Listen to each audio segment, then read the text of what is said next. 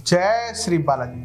स्वागत है आपका हमारे YouTube चैनल में। आशा करता हूं आप सब अच्छे होंगे। और आज हम बात करेंगे अपने पितृ और पितृ दोष के बारे में, पितरों की मान्यता और उनका महत्व। यदि हम पितरों को मानते हैं तो पितृ दोष को भी मानना पड़ेगा। पितरों की मान्यता नई नहीं है।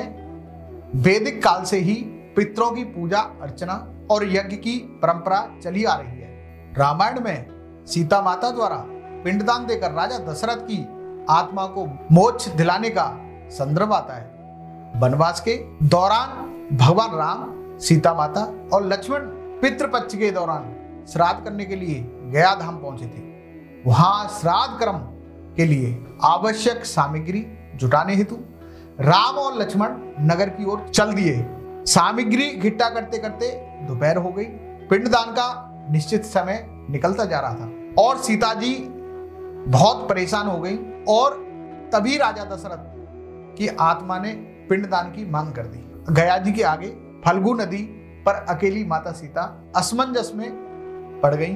उन्होंने फल्गु नदी के साथ बट वृक्ष, केतकी के फूल और गाय को साक्षी मानकर बालू का पिंड बनाकर स्वर्गीय राजा दशरथ जी के निमित्त पिंडदान दे दिया। थोड़ी देर में भगवान राम और लक्ष्मण लौटे तो उन्होंने कहा, समय निकल जाने के कारण मैंने स्वयं पिंडदान कर दिया।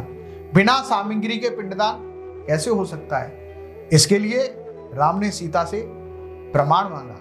तब सीता जी ने कहा कि यह फल्गु नदी की रेत से केतकी के फूल और गाय और बट वृक्ष मेरे द्वारा किए गए श्राद्ध कर्म की गवाही दे सकते हैं, लेकिन फल्गु नदी, गाय और केतकी के फूल तीनों इस बात से मुकर गए। सिर्फ बट वृक्ष ने सही बात कही। तब सीता जी ने राजा दशरथ का ध्यान करके उनसे गवाही देने की प्रार्थना की। राजा दशरथ ने सीता माता की स्वीकार कर घोषणा की कि ऐन वक्त पर सीता ने ही मुझे पिंडदान दिया है। इस पर राम आश्वस्त हुए।